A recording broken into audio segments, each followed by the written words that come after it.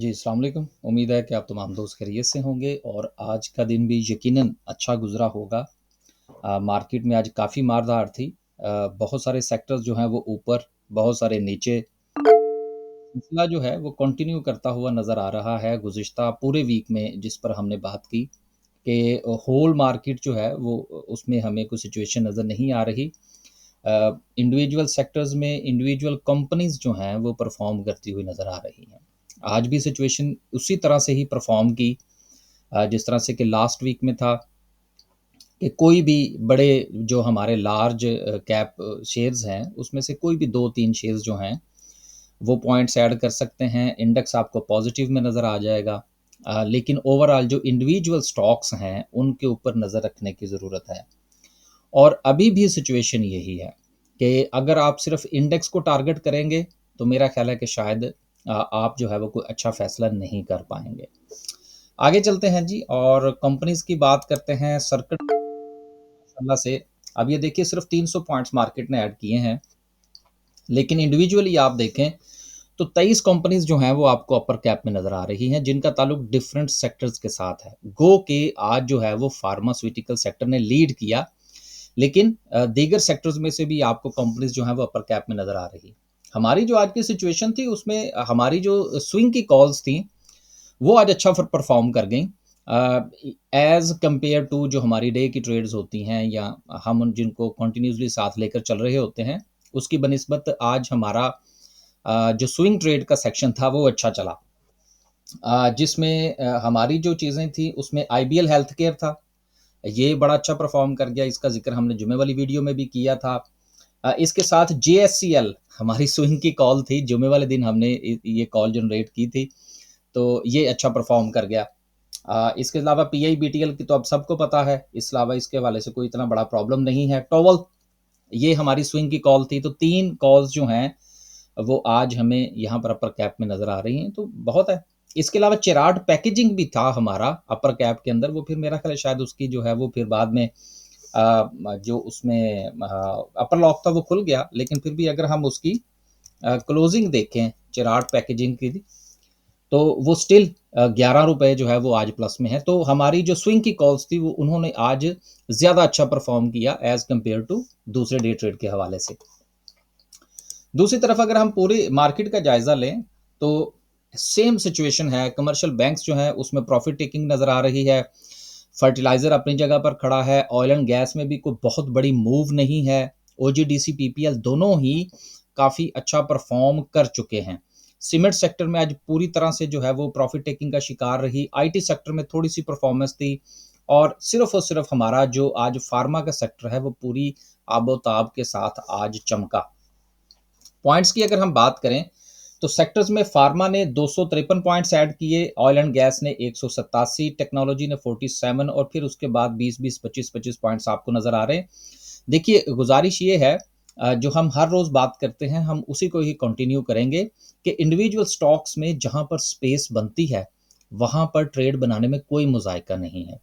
और जब उस ट्रेड को आप बनाएं उसके आपके जो टारगेट्स हैं वो क्लियर होने चाहिए कि जहां पर आपने प्रॉफिट टेकिंग करनी है।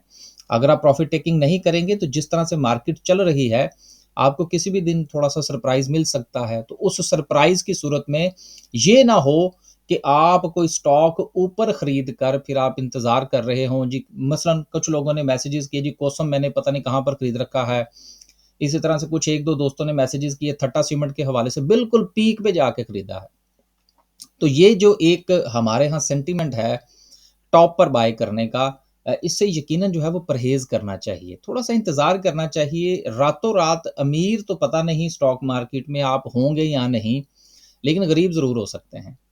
फिर दोस्त अहबाब जो हैं अभी भी गो के इस कदर हम वीडियो के अंदर इन चीज़ों का ज़िक्र करते हैं, लेकिन फिर भी वो जो बाइंग है लिक्विडिटी है वो उधार पे उठा के काम करने से अभी भी बाज़ नहीं आ रहे। बहुत सारे मैसेजेस हमें मौसूल होते हैं जी फलाँ शेयर्स तो वो मैंने 50,000 उठा लिए, वो जी ₹1 नीचे चला गया, मुझे बताइए मैं क्या करूँ?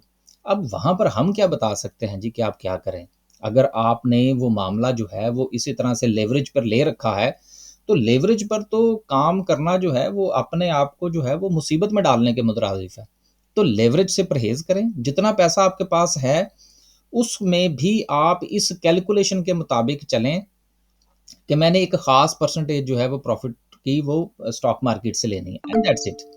उसमें ये सोचना कि जी अगले 15 दिन में मैंने इसको डबल कर लेना है, तो ये मुमकिन नहीं होगा। रियलिटी के साथ चलेंगे तो मार्केट देगी, नहीं तो आप जो है वो मार्केट को दे के जाएँगे, लेके नहीं जाएँगे। अगली जो अनाउंसमेंट्स हैं, वो कुछ ख़ास नहीं है, लिहाज़ा इसको इग्नोर करते हैं। चार्ट को इंशाल्लाह लास्ट पे डिस्कस करेंगे। जो सिचुएशन थी, माशाल्लाह से वो जो हमने डिस्कस कर लिया, उसमें चिराट की हमारी स्विंग की कॉल थी, अपर कैप हो गया। उसके बाद आईएनआईएल था, वो भी ठीक हो गया। बनीज़ की हमारी डे की कॉल थी, वो थोड़ा-सा चल गया। इसके अलावा सिनर्जी, आप देखें कि रिफाइनरी सेक्टर की परफ़ॉर्मेंस में सिनर्जी भी हमारा चल गया जी। ये हमने खरीदा था, इसकी बाइंग ₹4 के नीचे की बाइंग थी, लेकिन मेरा ख़्याल है कि 2-3 हफ़्ते हो गए थे हमने इसको खरीद के रखा हुआ था, अच्छी सपोर्ट पर था कि चलें जब ये चलेगा तो आपको कोई 7, 8, 10% जो है वो दे देगा। तो चलें कुछ जो है वो इसमें से मिल गया। जेएससीएल अपर कैप हो गया। इसके अलावा आज जो था हमारा पैकेजिंग सेक्टर जो है वो उसमें सिचुएशन जो है वो थोड़ी-सी बेहतर नज़र आई। अब सवाल ये पैदा होता है कि इस सारी सिचुएशन के अंदर हालात जो है वो थोड़े-से टाइट क्यों नज़र आ रहे हैं? उस पर बात करने से पहले ये हमारे 2 नंबर्स हैं आपके सामने। अगर आप स्टॉक मार्केट में अकाउंट ओपन करवाना चाहते हैं या आप जो है वो हमारा ग्रुप जॉइन करना चाहते हैं, दोनों सूरतों में आप इस नंबर पर राब्ता फ़रमाइए। लेकिन गुज़ारिश ये है कि चूँकि हमारा और आपका टाइम डिफ़रेंस है, तो कुछ दोस्त अहबाब जो हैं वो कॉल करते हैं, तो कॉल जो है वो लेना जो है वो शायद मुश्किल होता है हमारे लिए। जो दोस्त हमारे साथ अपना पोर्टफ़ोलियो डिस्कस करते हैं, वो भी बाकायदा अपॉइंटमेंट बनाते हैं, अपॉइंटमेंट के बाद फिर उसमें वो अपॉइंटमेंट में भी हम 2 दिन का टाइम जो है वो लेते हैं। चूँकि टाइम डिफ़रेंस की वजह से हमने टाइम को साथ लेकर चलना होता है, तो कुछ मजबूरियाँ हैं, उनको प्लीज़ ज़रा मलहूज़ ए ख़ातिर रखा करें। आगे जो अब मसला है वो ये है कि पहली खबर ये है कि जो आईपीपीज़ के साथ जो नए मुआहदे हैं वो होने जा रहे हैं और आप देखिएगा कि जिस वक़्त ये मुआहदे होंगे, तो उसके बाद भी पावर सेक्टर के जो शेयर्स हैं ये आपको प्रॉफ़िट में नज़र आएँगे। नेक्स्ट जो इनका इनकी जो हमारे सामने आएँगे फाइनेंशियल्स आएँगे, तो उसमें ईपीएस गो के थोड़ा-सा ऊपर-नीचे होगी लेकिन फिर भी प्रॉफ़िट में होंगे। लिहाज़ा जिनका पावर सेक्टर के अंदर स्टेक है, वो ज़रा इस खबर के ऊपर ज़्यादा बारीक बीनी से इसका जायज़ा लेने की कोशिश करें। अगली खबर जो है वो ऑटोमोबाइल्स के हवाले से है जिसकी सेल्स में काफ़ी अच्छा इज़ाफ़ा देखने में आया है। अगर हम इसको ईयर ऑन ईयर की बुनियाद पर देखें तो 100% का इज़ाफ़ा जो है वो हमें देखने को मिल रहा है। अब सवाल ये पैदा होता है कि अगर ऑटो में हमें सेल्स नज़र आ रही हैं तो क्या ये सारी गाड़ियाँ जो हैं ये कैश पर खरीदी गई हैं? यकीनन ऐसा नहीं है। तो वही बात जो अभी चंद दिन पहले मैं गुज़ारिश कर रहा था कि बैंकिंग सेक्टर में अगर कोई शेयर आपको अच्छी प्राइस पर मिलता है तो उसको बाय करने में कोई मुज़ाहिका नहीं है। क्योंकि आने वाले दिनों में जिस वक़्त हमारी इकोनॉमी में थोड़ा-सा पहिया घूमेगा, जो कि घूमता हुआ नज़र आ रहा है, तो ऐसी सूरत में जिस वक़्त सेल्स बढ़ेंगी, तो बैंकों के लोन्स, लीज़िंग और इस किस्म के बिज़नेसेस जो हैं वो उसमें इज़ाफ़ा होगा। अब सबसे अहम बात ये है कि आखिर इतने जो हमें वज़ीर-ए-आज़म साहब के सऊदी अरेबिया के दौरे नज़र आए, फिर उसके अलावा ये बात हुई कि पता नहीं वहाँ से कितनी ज़्यादा जो है वो मुआहदे हो रहे हैं। तो मैं अगेन अपनी उसी बात पर वापस आऊँगा कि वज़ीर-ए-आज़म साहब के दौरे में जितने भी 20 या 30 या जितने भी मामलात मुआहदों की बात हो रही है, उसमें से अभी तक मेरी इत्तलात के मुताबिक कोई एक भी मुआहिदा नहीं हुआ। वो सारे के सारे एमओयूज़ हैं और एमओयूज़ के हवाले से जो तारीख़ है पाकिस्तान की वो ये है कि वो एमओयूज़ ही रहा करते हैं और ये जो बार-बार पाकिस्तान के लोगों का सऊदी अरेबिया के जो दौरे हैं, उसके पीछे बेसिकली मसला ये है कि अभी भी हमें कुछ मामलात दरपेश हैं, हमें कुछ डिपॉज़िट्स के हवाले से मसाइल का सामना है। उसको पूरा करने के लिए ये भागम-भाग सऊदी अरेबिया, कतर के जो दौरा हो रहे हैं, उसके पीछे यही शाखसाना है, एक बात। दूसरी बात ये है कि अगर आपने पहली छमाही की पहले क्वार्टर की क्लोज़िंग अगर पाकिस्तान की देखी हो, तो उसमें जो टैक्स का है, उसमें हमें थोड़ा-सा प्रॉब्लम है। टैक्स की कलेक्शन का जो टारगेट था, वो पूरा नहीं हो पाया। अब उसकी बुनियाद पर आईएमएफ जो है वो थोड़े से बाजू मरोड़ सकता है, कोई मिनी बजट, कोई मुख्तलिफ़ किस्म के जो टैक्सेस हैं, वो हमें देखने को मिल सकते हैं। अब ये जो मार्केट के अंदर आपको थोड़ा-सा जो है वो स्टैंड बाय नज़र आ रहा है कि मार्केट जो है वो थोड़ा-सा वेट एंड सी पे आ गई है। यानी कि जिस तरह से कि पूरा हफ़्ता अगर आप पिछला देखें तो कोई भी बड़ा सेक्टर, कोई पूरी परफ़ॉर्मेंस जो है वो आपको नज़र नहीं आई। कभी यूबीएल चल गया, कभी एमसीबी चल गया, कभी ओजीडीसी चल गया, कभी हबको ने पॉइंट्स डाल दिए, कभी लकी ने पॉइंट्स डाल दिए। तो इस तरह से बड़े जो 2-3 दिन जो है वो सिस्टम ने पॉइंट्स डाल दिए, तो जो इंडेक्स है उसको सपोर्ट मिलती रही है। उसकी वजह ये है कि अभी ये क्लैरिटी नहीं है कि अगर हुकूमत मिनी बजट लेकर आती है तो उसमें किस किस सेक्टर को कितना टारगेट किया जा सकता है, एक बात।